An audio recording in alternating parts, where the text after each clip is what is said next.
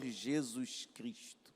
Para mim é uma grande honra, privilégio poder estar aqui. Irmão, não existe privilégio maior do que ministrar a palavra do Senhor, né? Semana passada, nosso pastor me deu a honra de ministrar manhã e noite, né? Overdose de pastor Isaías. E aí ele falou, você vai ministrar domingo de novo? Eu falei, vou, pastor, se o senhor deixar, eu quero, porque é o dia do meu aniversário.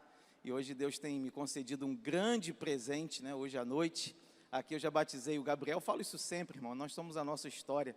Batizei o Gabriel quando o batistério ainda era lá em cima, água geladinha. Batizei a Daniela aqui no batistério embaixo. E hoje à noite, para a honra e glória do Senhor, no nome de Jesus, vou batizar a Júlia, nossa caçula. Você pode dar um glória a Deus aí, irmão? Isso aí é grande presente. Já está aí o slidezinho, né? Nós estamos iniciando uma revista sobre família. Coloquei aí na abertura dos meus slides algumas fotos da nossa família. Família é um presente de Deus, irmão. Eu quero até agradecer também hoje aqui, é um evento tão maravilhoso poder batizar, participar do batismo, ver nossos filhos descendo as águas, que eu fui buscar minha mãe ontem. Minha mãe mora lá em Minas. Fica de pé aí, mãe, um pouquinho. Quero agradecer a Deus pela vida da minha mãe. Deus abençoe a senhora. Muito obrigado por tudo que a senhora me ensinou. Está guardado no meu coração, na minha mente. E Deus é maravilhoso. Irmão, é 5.3 turbinado. 5.3, você ouviu falar? Você lembra? Quem aí lembra do Herbie? Lembra do Herbie, irmão? Quem? Só alguns vão entender aí quem lembra do Herbie, né? O Fusquinha turbinado, que não perdia nenhuma corrida. É desse jeito aí que a gente vai vencendo as batalhas de cada dia. Deixa eu ver se esse negócio aqui vai funcionar. Ó, funcionou? Não. Funcionou nada. Então, deixa ele quieto. Felipe, bota para mim, por favor, antes, vai direto lá numa indicação de leitura, a segunda indicação de leitura. Passa aí para mim, você vai encontrar. Você já tem sua revista? A nova? Quem já tem? Levanta aí, por favor. Olha, muita gente com a revista, tá? É a outra, Felipe, é a outra. Passa mais um slide. Isso. Quem ainda não tem, se você quiser, você pode adquirir sua revista agora. E junto com essa revista, nós temos uma indicação de leitura. É um livro de aprofundamento, é o livro da doutora Ilma Cunha. É esse que está aí na tela. Está vendo? Lugar de refúgio ou campo de batalha, família. Se você quiser, você pode adquirir a sua revista junto com o livro. O livro custa R$40, a revista custa 10 de aluno, 14 de professor, e o pastor Silas mandou um áudio para nós lá no grupo dos pastores, podendo parcelar isso em 4 vezes. Então, se você quer adquirir a sua revista, ou a revista com um livro, levanta a sua mão assim, um obreiro vai levar até você, ó, tem gente aqui, por favor, os obreiros aí que estão atentos. Eu vi que muita gente da igreja já está com a revista, graças a Deus, mas quem ainda não está, você tem a chance de adquirir apenas a revista, ou se você assim desejar, a revista mais o livro de apoio, tá? Esse livro é excelente, um livro maravilhoso, um livro que vai realmente te abençoar, que vai te ajudar. Então é só você levantar a sua mão, um obreiro vai levar até você. A revista de aluno é 10, a de professor é 14, a de professor tem alguns conteúdos a mais que a revista de aluno não tem. E o livro de apoio, Família, Lugar de Refúgio ou Campo de Batalha, da doutora Ilma Cunha, você pode adquirir também e ainda pode parcelar em até 4 vezes os 2, tá bom? Nossa primeira revista fala de família, um tema maravilhoso. Eu sempre deixo à disposição meus slides, pode voltar, Felipe, lá para o início, tá? Quem quiser, muitos irmãos me pediram na aula passada, quem desejar os slides dessa aula pode me pedir, tá? Pelo WhatsApp, eu te mando ele em PDF, para você poder estudar mais um pouco. E o nosso texto bíblico básico está em Gênesis 2, 18 a 24. A revista fala sobre família, e a lição de hoje fala sobre casamento, lugar em que tudo começa. Se você tem a sua revista, abra. Se você não tem ainda, peça aí a um obreiro, ou pegue a sua Bíblia, Gênesis 2, 18 a 24. Diz assim o texto: E disse o Senhor Deus: Não é bom que o homem esteja só, far-lhe-ei uma adjutora que esteja como diante dele. Havendo, pois, o Senhor Deus formado da terra todo animal do campo e toda ave dos céus, os trouxe a Adão, para este ver como lhe chamaria. E tudo o que Adão chamou a toda alma vivente, isso foi o seu nome. E Adão pôs os nomes a todo o gado, e às aves dos céus, e a todo animal do campo, mas para o homem não se achava adjutora que estivesse como diante dele. Então o Senhor Deus fez cair um sono pesado sobre Adão, e este adormeceu, e tomou uma das suas costelas, e cerrou a carne em seu lugar. E da costela que o Senhor Deus tomou do homem, formou uma mulher, e trouxe-a a Adão. E disse a Adão: Esta é agora osso dos meus ossos, e carne da minha carne. Esta será chamada varoa, porquanto do varão foi tomada. Portanto, deixará o varão o seu pai e a sua mãe, e apegar-se-á à sua mulher, e serão ambos uma só carne. Diga amém. Vamos ler todos juntos o texto áureo que se encontra em Hebreus 13, 4. 1, 2, 3, vamos lá? Venerado seja entre todos o matrimônio e o leito sem mácula, porém, aos que se dão à prostituição e aos adúlteros, Deus os julgará. Amém. Glória a Deus. Os objetivos da nossa lição, da nossa aula de hoje, na revista do professor você encontra, na revista do aluno não tem.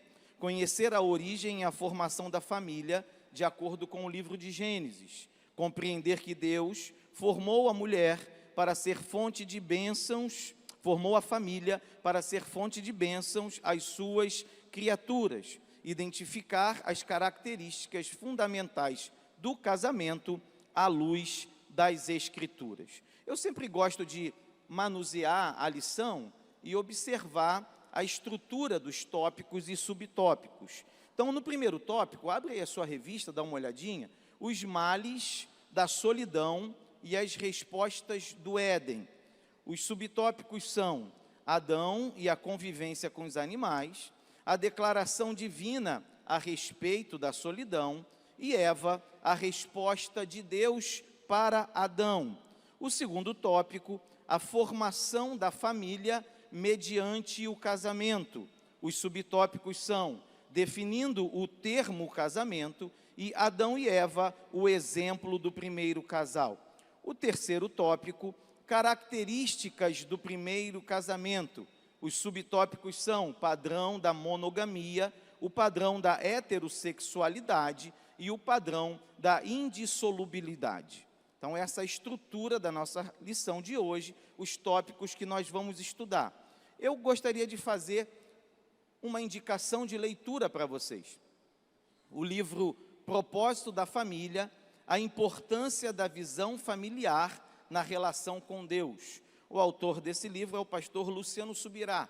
É um livro que abençoa muito a minha vida. Você encontra esse livro em diversas livrarias virtuais. Você pode comprar tanto como e-book, como livro impresso, e ele vai chegar na sua casa. É uma leitura que eu indico que você faça acerca de família, tá? Eu já li esse livro aí umas 2 ou 3 vezes, e sempre que eu vou falar sobre família, eu volto nele e busco mais alguma informação. É um livro bem didático, um livro aprofundado, vai realmente te ajudar.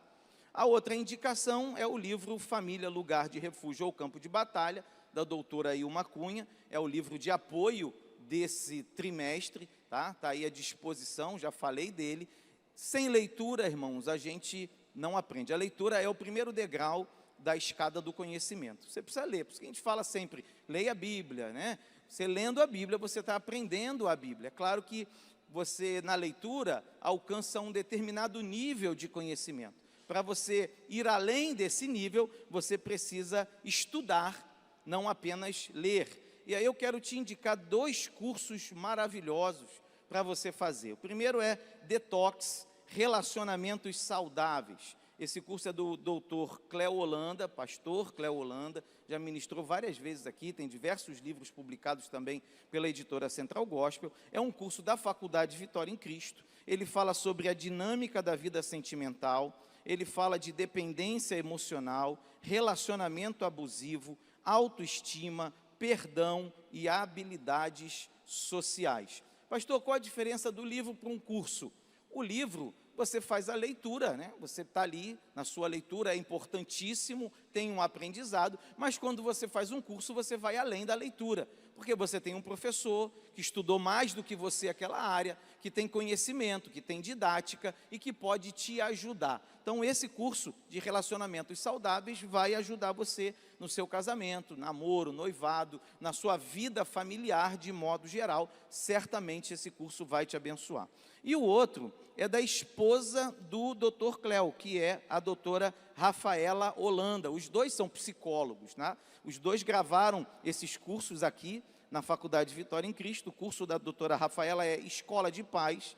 Ela fala sobre o nosso legado como pais, criando vínculos com os filhos, o cérebro da criança, o cérebro do adolescente, por que seu filho se comporta bem ou mal, comunicação eficaz promove boa educação, ajude seu filho a praticar o bom comportamento, principais técnicas para parar o mau comportamento, limites, sim ou não, intervenções para problemas de comportamento e frases que não deveriam ser ditas pelos pais para os filhos. Então, também te indico esse curso, tá? Os dois estão lá na plataforma da faculdade, é só você acessar o faculdadevitoriaemcristo.org. Tem um módulo grátis, todos os nossos cursos têm um módulo grátis, e você pode ser abençoado adquirindo um desses cursos, tá? Nossa introdução, eu quero falar alguns temas importantes para que a gente possa refletir sobre família. Primeiro é que família é projeto de Deus. Salmo 68:6 diz: Deus faz com que o solitário viva, more em família, liberta os cativos e lhes dá prosperidade. Só os rebeldes habitam em terra estéril. O Salmo 113:9 diz que Deus faz que a mulher estéril viva em família e seja alegre mãe de filhos. Aleluia, diga glória a Deus. Então, a primeira coisa que eu quero destacar para você é que família é um projeto de Deus. Deus criou a família, Deus instituiu a família. Não é à toa que o inimigo, que Satanás, tenta a todo custo destruir a família. Ele sabe que destruindo a família, ele está causando um estrago de longa duração na vida de uma pessoa. Mas entenda isso, que família é um projeto de Deus. Deus projetou a família. A família é a primeira instituição criada por Deus. Gênesis 2, 24 e 25. Por isso, deixa o homem, pai e mãe, e se une à sua mulher, tornando-se os dois uma só carne. Ora, um e outro, o homem e sua mulher, estavam nus e não se envergonhavam. Essa construção, esse estabelecimento, essa instituição que Deus faz, notem que ela antecede a igreja. A família é uma instituição que foi criada lá no Éden, no início de tudo, quando Deus estabelece a criação, quando Deus coloca o homem sobre a terra, ele já desenvolve a família. Então a gente precisa compreender a importância da família para as nossas vidas. A gente não pode deixar a família em segundo plano. A família, ela precisa de uma atenção muito especial da nossa parte. Outra coisa que eu quero dizer para você é que a bênção de Deus está sobre a família. Gênesis 12, 3. E abençoarei os que te abençoarem, e amaldiçoarei os que te amaldiçoarem, e em ti serão benditas todas as famílias da terra. Esse livro que eu citei do pastor Luciano Subirá, O Propósito da Família, tem um capítulo em que ele trabalha exatamente esse conceito acerca da bênção de Deus sobre a família. Toda vez que Deus quer abençoar uma pessoa, ele abençoa a sua família. Esse texto que nós lemos aqui, que se refere a Abraão, Deus estabelece, por meio de Abraão, a sua bênção a todas as famílias da terra. E aí eu já quero aproveitar essa oportunidade e profetizar sobre a sua vida, sobre a sua família. A bênção de Deus está sobre você e sobre a sua família. É Deus quem guarda, é Deus quem cuida, é Deus que te dá vitória nos seus relacionamentos. Aleluia. Eu também quero te falar, ainda nessa introdução, que a família precisa ser cuidada. 1 Timóteo 5,8, porém, aquele que não cuida dos seus parentes, especialmente dos da sua própria família, negou a fé e é pior do que os que não creem, do que os incrédulos. Então a família precisa de atenção, a família precisa de cuidado, a família precisa ser tratada com prioridade. Nosso pastor já falou aqui, né? A sua família é a sua prioridade. Existe uma hierarquia que nós jamais podemos esquecer. No topo da pirâmide de importância, de prioridade, sempre estará o nosso Deus, o nosso relacionamento pessoal, o nosso devocional, a nossa vida com Deus sempre estará em primeiro lugar. Deus não aceita o segundo lugar. Ele é o Todo-Poderoso, Ele é o Criador, Ele é o sustentador. Se nós estamos aqui é porque Ele assim nos deu vida, nos deu saúde e nos permitiu estar. Então a Ele a glória, o louvor, a adoração, a prioridade da nossa vida em todo o tempo sempre será para o nosso Deus. Em segundo lugar, algumas pessoas acham que a prioridade está para a igreja e não está. Em segundo lugar, na hierarquia das prioridades da nossa vida vem a nossa família. A nossa família precisa ser prioridade. E dentro da família, para aqueles que são casados, a prioridade é o seu cônjuge, não são os seus filhos. Dentro de famílias, muitas vezes, quando essa prioridade se inverte, acontecem problemas e aí surgem os gabinetes. Então, nós precisamos entender as prioridades. Depois da família, a prioridade que vem é o seu trabalho. Você precisa sustentar a sua casa, você precisa gerar recursos para que você possa ter uma vida estável, uma vida feliz. Nós não amamos o dinheiro para nós é um servo, mas precisamos ter o entendimento de que enquanto estamos neste mundo, como o nosso pastor sempre fala, o dinheiro por tudo responde. Então é necessário gerar recursos, é necessário trabalhar para que a sua família então possa estar bem. Depois dessa estrutura, Deus, família, trabalho, e aí sim nós temos a igreja como prioridade na nossa vida. E depois, o nosso ministério. Então não posso inverter colocando o ministério acima da família ou o ministério acima da igreja. É necessário seguir, respeitar essas prioridades. Respeitando isso, pode ter certeza que você será plenamente feliz e abençoado. Amém? Primeiro tópico da revista fala sobre os males da solidão e as respostas do Éden. O texto começa nos mostrando, o tópico 1.1 fala de Adão e a convivência com os animais. Adão pôs os nomes a todo gado, às aves do céu, a todo animal do campo, mas para o homem não se achava uma ajudadora, uma adjutora, como nós lemos na versão da revista, alguém que estivesse com ele. Ou seja, Deus percebeu que Adão estava só, que Adão estava sozinho. Deus havia criado o homem à sua imagem e semelhança. A criação do homem foi completamente distinta de todo o restante da criação. Como que Deus cria todas as coisas? Esse povo aqui é bom. Como é que é? Com a palavra. Haja e ouve, haja e ouve. Só que quando chega na vez do homem, Deus não diz haja o homem. Deus reúne a trindade, façamos o homem, a nossa imagem e semelhança. E diz que Deus pega do pó da terra, ou seja, há uma ligação do homem com a terra, forma ali um boneco de barro e sopra nas suas narinas o fôlego da vida, ou seja, aquilo que nos deixa vivo, aquilo que nos traz vida, veio diretamente de Deus para nós. Você pode dizer amém? a vida que está em nós é a vida de Deus. Então há uma criação diferenciada. Quando Deus cria os animais, automaticamente Ele cria macho e fêmea. Mas quando Ele cria o homem, Ele cria apenas o homem. E o homem começa a trabalhar. O homem começa a dar nome aos animais.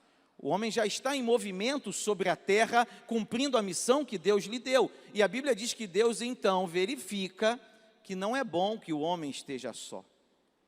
E a grande verdade, irmão, vamos combinar? Nós homens, sozinhos, na terra, já imaginou? Tem misericórdia, Senhor? Glória a Deus, porque o nosso Deus é sábio, maravilhoso, poderoso e atentou para a necessidade de criar alguém para estar conosco. Então, a lição nos traz uma visão importante acerca dessa solidão do homem. Se você ler o texto bíblico que está aí, você vai perceber que é exatamente isso que eu estou te ensinando. A criação do homem, ela foi feita de uma forma elevada, mas Deus percebeu que não era bom que o homem estivesse só. E Deus então age. Deus então percebe isso. Olha o 1.2, a declaração divina a respeito da solidão do homem. E disse o Senhor Deus, não é bom que o homem esteja só. Eu botei 3 versões, não é bom que o homem esteja sozinho. E NTLH, não é bom que o homem viva sozinho. Ou seja, Deus estabeleceu para o homem uma família. Deus criou para o homem uma ajudadora. 1.3, Eva, a resposta de Deus para Adão. Far-lhe-ei uma ajudadora idônea para ele, farei alguém que o ajude e o complete, vou fazer para ele alguém que o ajude como se fosse a sua outra metade. Dá um glória a Deus por isso, irmão. Nós não precisamos estar sozinhos. Deus preparou para nós uma companheira, um companheiro. Deus estabeleceu a família sobre a terra. É isso que nós aprendemos aqui nesta lição. Eu vou falar algo que eu tenho declarado aqui, tenho ficado muito feliz acerca dos jovens, né? Temos visto aqui os jovens noivando, orando por noivado, e eu tenho profetizado sobre essa geração, que Deus vai trazer casamentos sobre esta igreja, que os jovens vão se casar, porque hoje, irmão, há um negócio aí na sociedade, né, de que as pessoas não querem mais relacionamento, as pessoas não querem mais compromisso, né, a pós-modernidade com os seus relacionamentos fluidos. As pessoas não querem mais estabelecer uma união sólida, duradoura. E aí usam até a Bíblia, sabia? Alguns já vieram trazer alguns textos para mim. Olha esse texto de Mateus 19, 10 a 12. Os discípulos de Jesus disseram, se é essa a condição do homem em relação à mulher, é melhor não casar. Nem todos têm como aceitar esse ensino, disse Jesus. Só aqueles que recebem a ajuda de Deus. Alguns nascem eunucos, alguns foram feitos eunucos por outros, e alguns a si mesmos se fazem eunucos por causa do reino de Deus. Quem puder, que aceite isso. Diga misericórdia. É palavra de Deus, irmão. Foi Jesus quem falou. Agora, entendamos o contexto dessa palavra. Jesus estava respondendo aos fariseus acerca do divórcio. Mateus capítulo 19 trata do divórcio. E Jesus estava dizendo para eles, olha, não foi assim desde o princípio, porque eles perguntaram, mas Moisés deixou da carta de divórcio, deixou separar da mulher, e eles perguntam, é permitido separar da mulher por qualquer motivo? E aí Jesus diz que não foi assim desde o princípio, que Deus ajuntou, não separe o homem. E aí eles respondem então, se é assim, é melhor não casar. E aí Jesus dá essa resposta para eles. É certo, pelo texto, e eu entendo, que alguns nascem eunucos. O que significa isso? São pessoas que nascem sem o interesse pelo sexo oposto, que nascem sem o desejo de estabelecer um casamento, e é certo que no casamento há uma necessidade de um suprir a carência afetiva e sexual do seu cônjuge.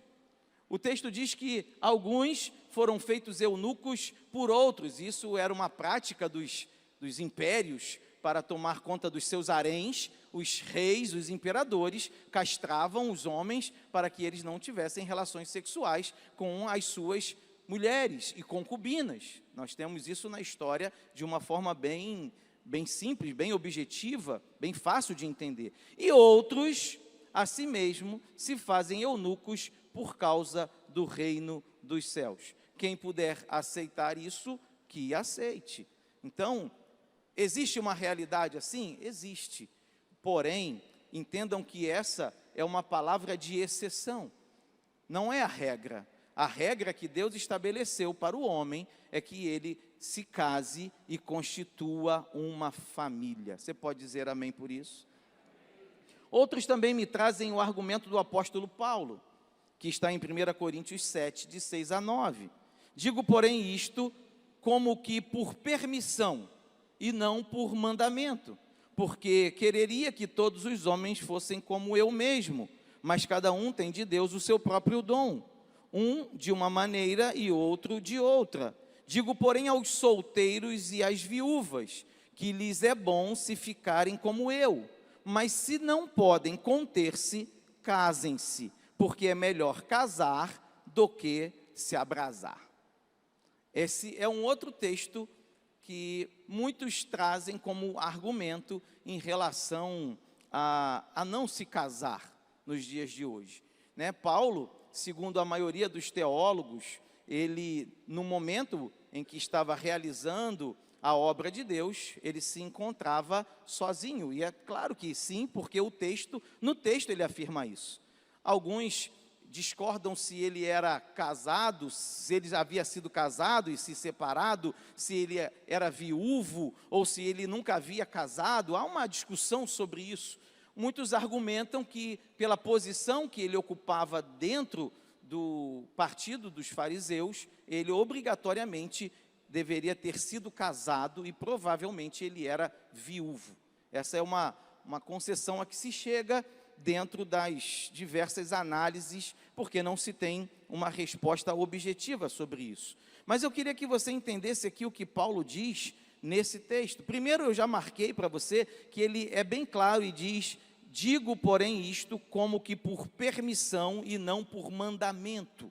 Então, Paulo faz uma análise da sua própria vida e do seu contexto. Qual o contexto que Paulo vivia, pastor? Paulo vivia no contexto do Império Romano, da perseguição da igreja. Então, Paulo foi alguém que se colocou à disposição do Evangelho de uma forma total. E dentro dessa entrega total de Paulo, e dentro também da realidade, dentro do que ele vivia, Paulo se propõe a não ter um casamento, viver do jeito que ele estava, sozinho, para que pudesse realizar a obra de Deus. Mas eu volto a dizer para vocês a importância de entender esse contexto, né? E ele termina aqui nesse texto dizendo: se não podem conter-se, casem-se, porque nem a todas as pessoas foi dado essa condição de se manter numa vida sem nenhum relacionamento sexual. E nós sabemos que o relacionamento sexual só é permitido dentro do casamento. Quando nós olhamos para o mundo, as pessoas hoje vivem uma vida sexual liberal, totalmente liberada.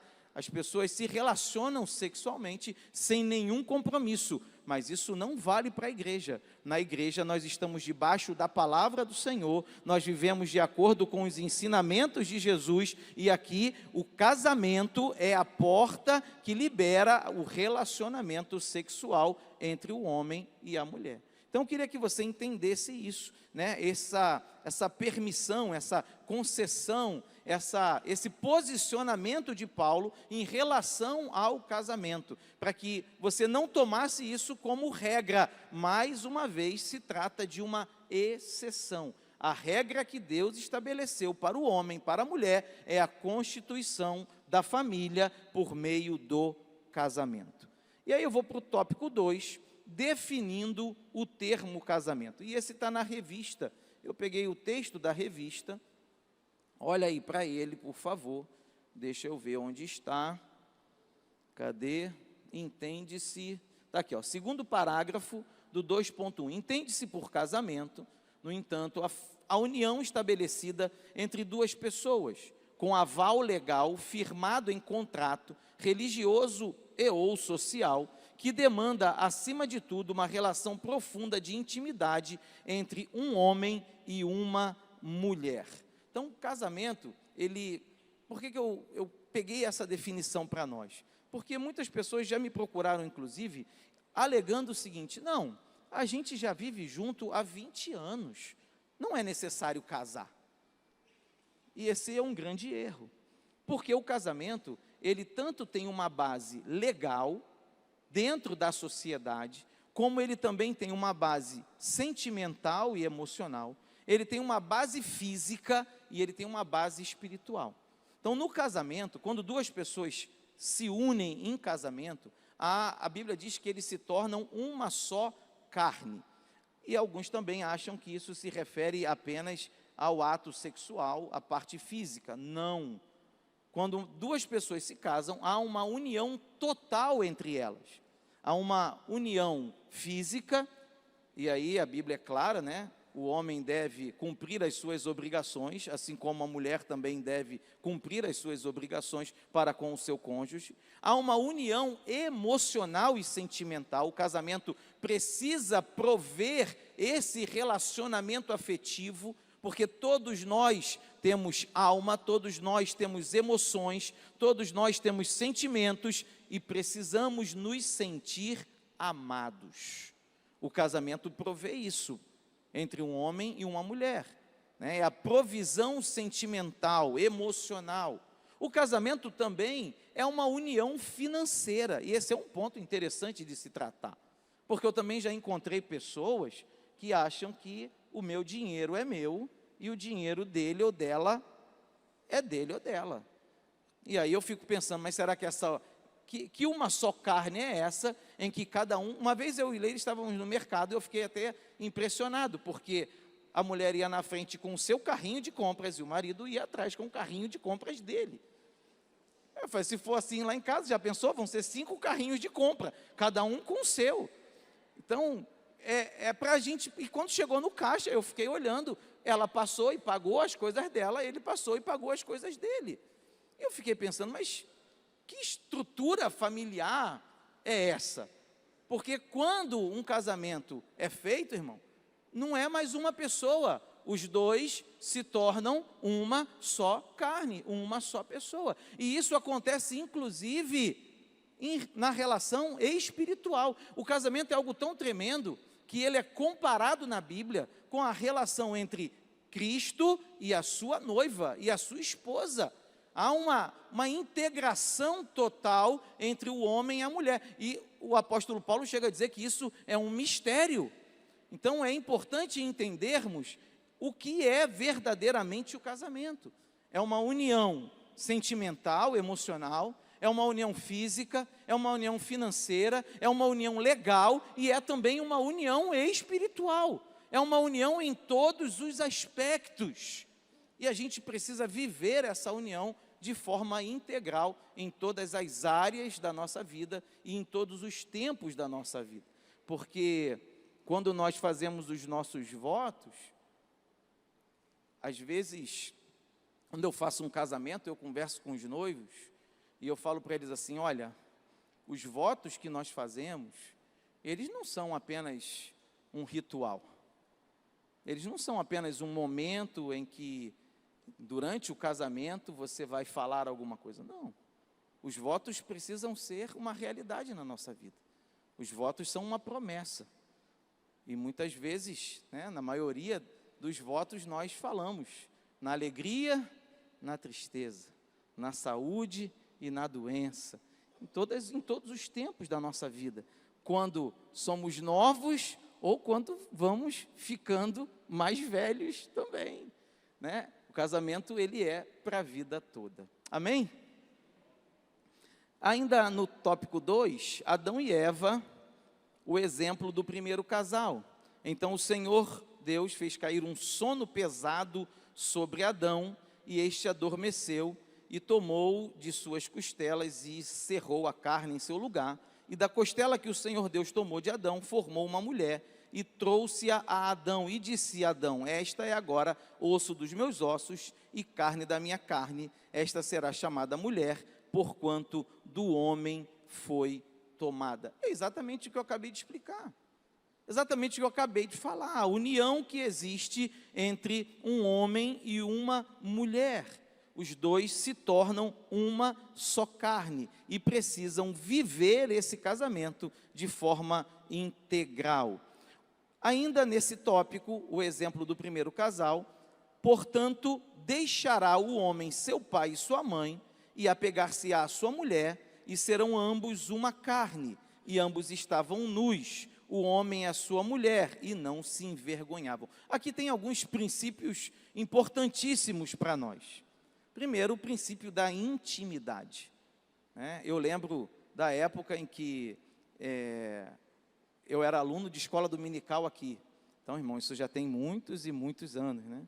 E o professor falava sobre o relacionamento íntimo de pessoas do início do tempo da igreja, que o casal se relacionava, mas o homem não podia ver o corpo da mulher, e aí pegava um lençol, e no lençol fazia um furinho. Eu lembro disso ainda, irmão. Isso é bíblico? Claro que não, irmão. Está aqui, ó. Os dois estavam nus e não se envergonhavam, ou seja, princípio da intimidade. O casal precisa ter essa intimidade. O casal precisa ter os seus momentos de relacionamento íntimo, em que vão se amar, em que vão aproveitar a vida. Provérbio diz: goza a vida com a mulher da tua mocidade, ou seja, seja feliz com a mulher que Deus te deu. Então esse é um princípio. O outro princípio que está aqui é: deixará o homem seu pai e sua mãe, ou seja, quando se inicia uma nova família, há uma ruptura, há um novo início. Uma família é uma célula, ela tem unidade. Eu vou abandonar meus pais? Claro que não é isso que a Bíblia está dizendo. A Bíblia diz: honra teu pai e tua mãe. Só que quando começa uma nova família por meio do casamento, não pode haver mais uma intromissão, não pode haver mais uma mescla dessa família com a família de origem. É uma nova família, é um novo tempo, são novas regras, novos entendimentos. Eu digo isso, irmãos, porque eu recebo, eu como os pastores, pastor Silas, pastor José, nós recebemos em muitos gabinetes problemas de relacionamentos familiares, de pessoas que reclamam dos pais do cônjuge, seja homem ou seja mulher. Não, mas ele ainda não conseguiu se desvencilhar, se separar, não cortou o cordão umbilical. Essa é uma frase que a gente ouve direto, Então, está ali, já tem idade, já tem vida, já tem seu trabalho, já tem a sua estrutura, e ainda não entendeu. Então, a gente precisa compreender que uma das premissas do casamento, um dos princípios do casamento, e nós encontramos isso diretamente aqui na palavra de Deus, é um relacionamento de um homem com uma mulher. Honra teu pai e a tua mãe.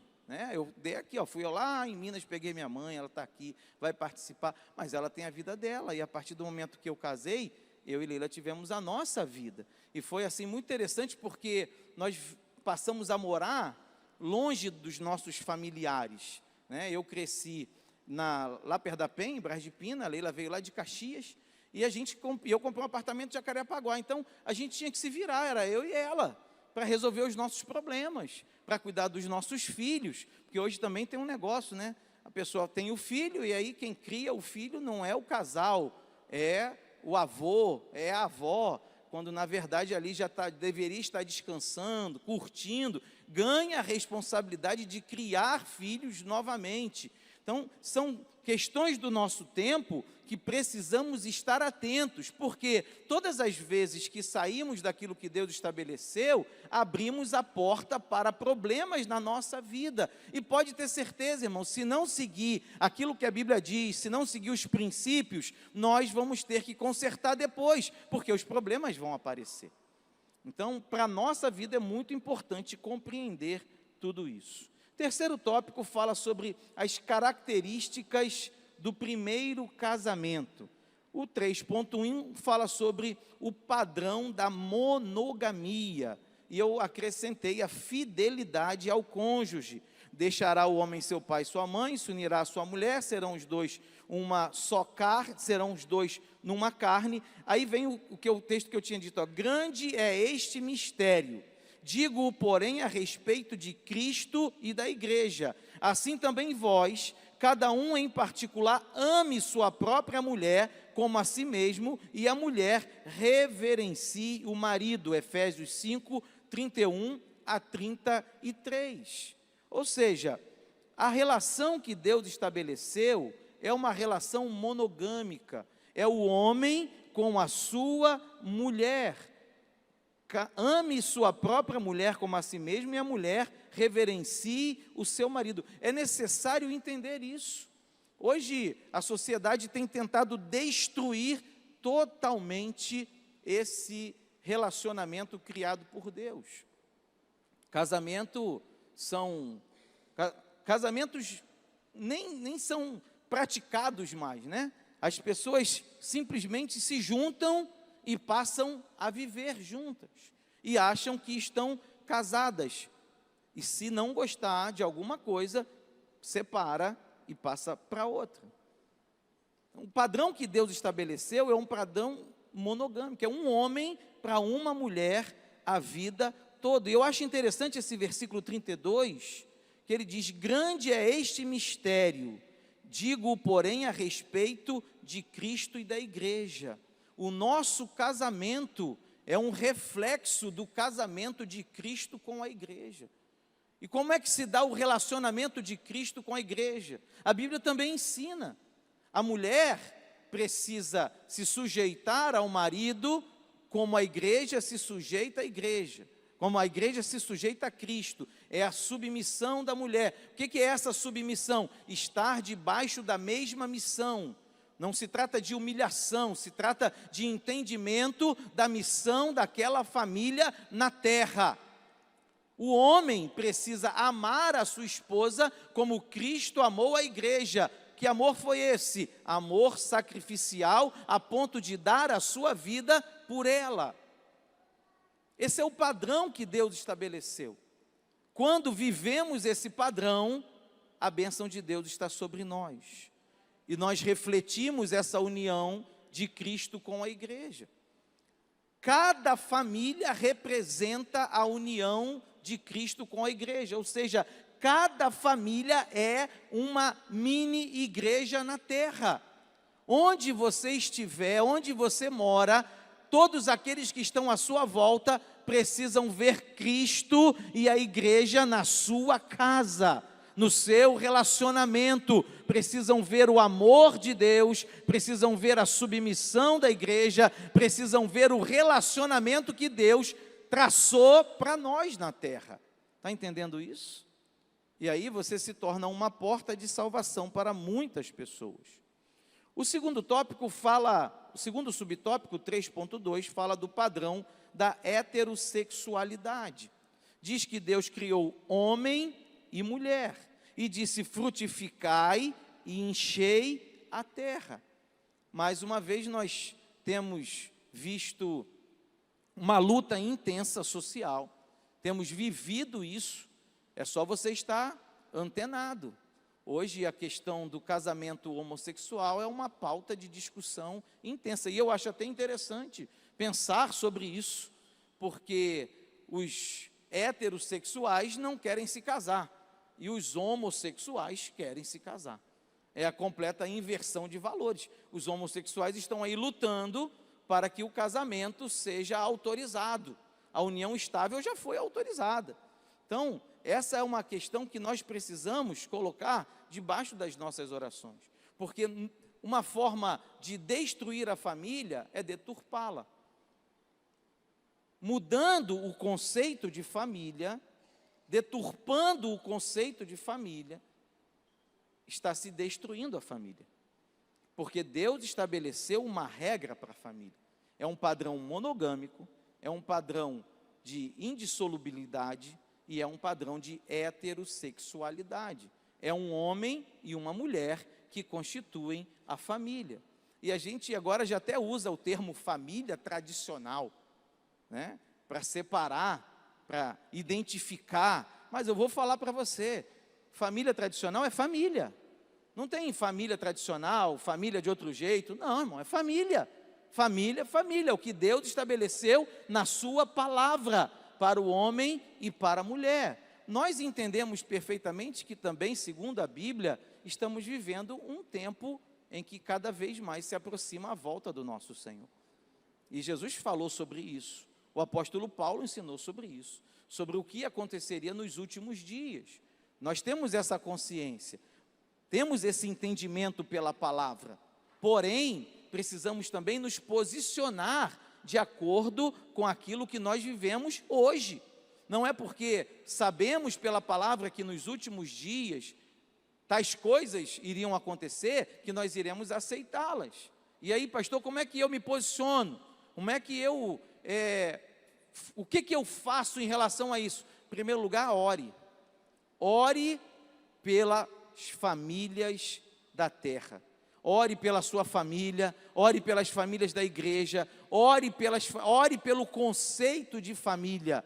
Isso é muito importante que você faça. Em segundo lugar, tenha um posicionamento em relação a isso.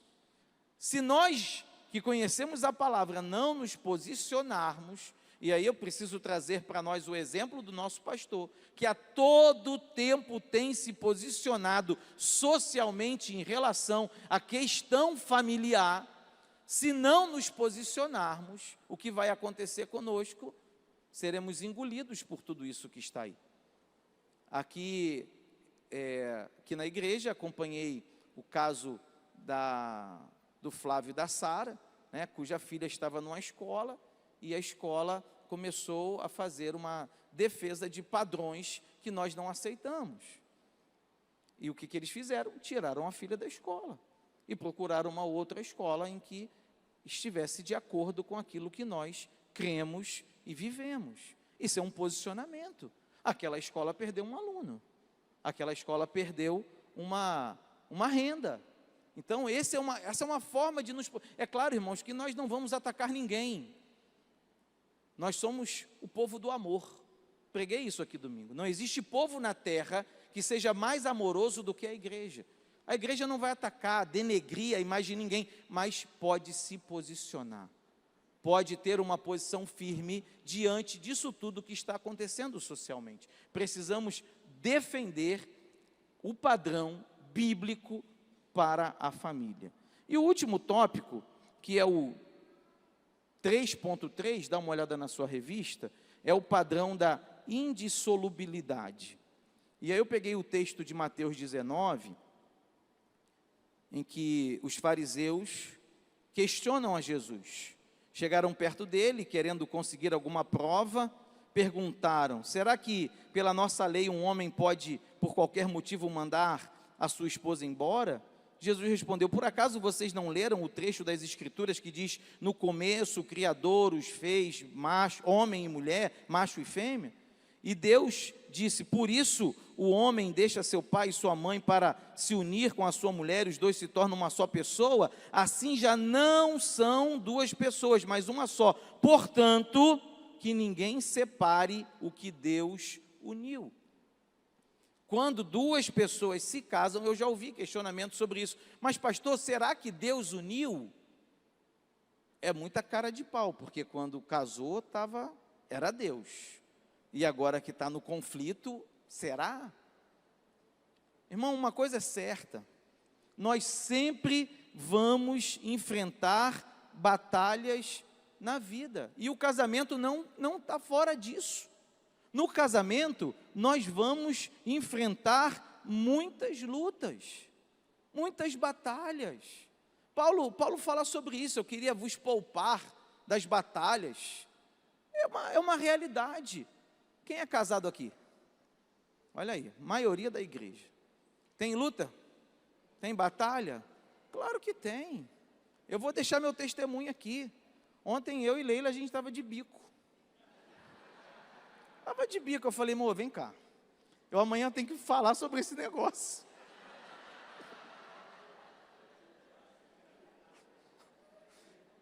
E amanhã é meu aniversário, irmão. Não quero começar meu aniversário assim, não. Vamos botar aqui, vamos abrir aqui uma pauta familiar aqui, nós dois, fecha a porta do quarto aí, vamos conversar aqui. Irmão, todo mundo passa, pastor Alexandre. Olha aí, ó, a melhor parte da briga é fazer as pazes. Você pode dar um aplauso para Jesus?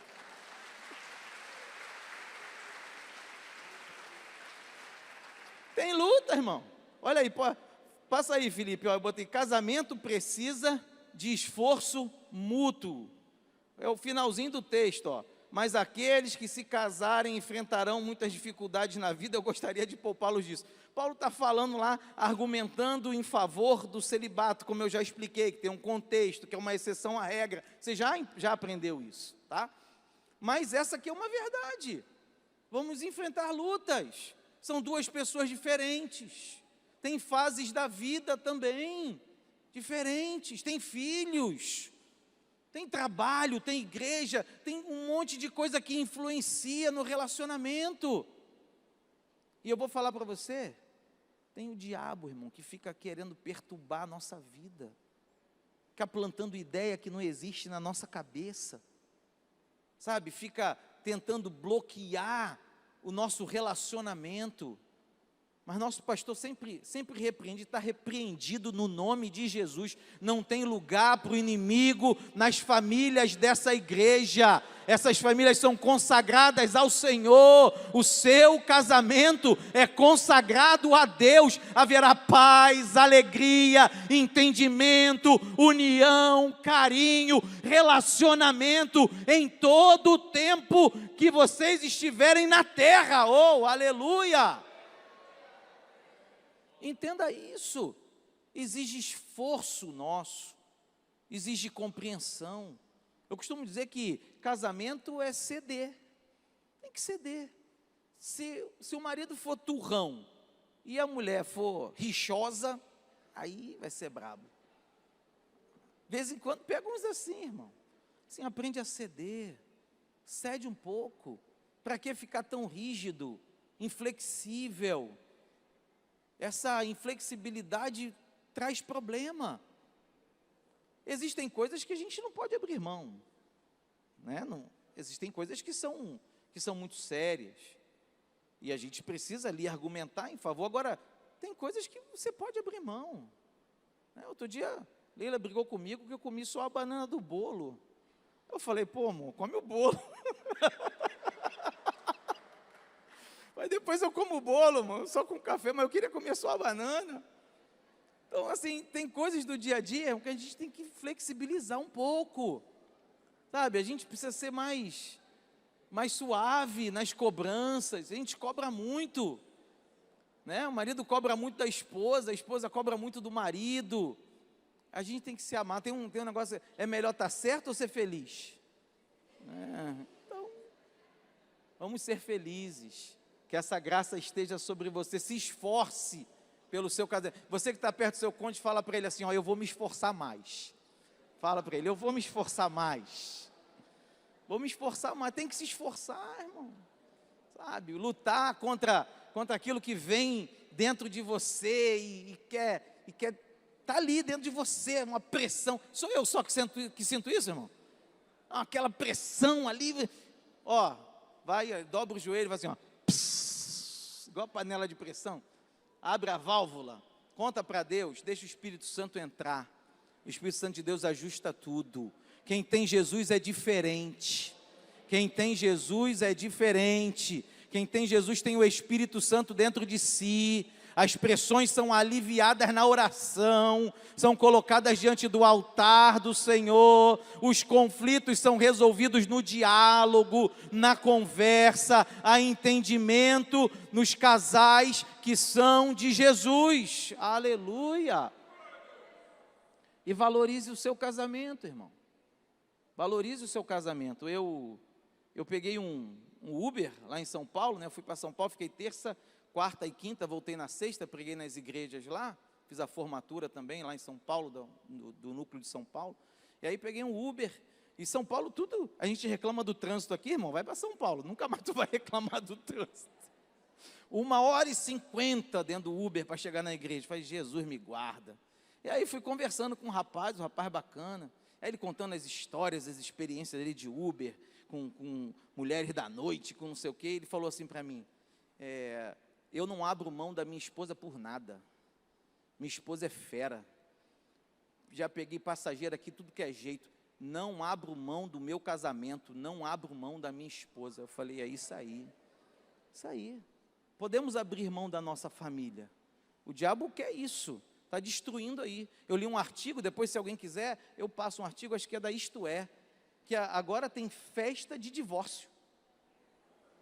Festa de divórcio. Eu ia até botar no slide, falei, vou botar não, vou dar muita pompa para esse negócio não. Festa de divórcio, a pessoa se divorciou, dá uma festa. O diabo está fazendo a bagunça na sociedade. Destrói um casamento, destrói uma família. Filhos com problemas emocionais, sentimentais, não se encontram dentro da realidade do mundo, filhos problemáticos, cai na escola. Fui professor minha vida toda no colégio militar, irmão. Quantos filhos com problema? Aí você chama o pai e a mãe para ver o que acontece. Família destruída. E aí você vê que o problema não está na criança, não está no adolescente, o problema está na família. Mas aqui não é o mundo não, aqui é a igreja de Jesus.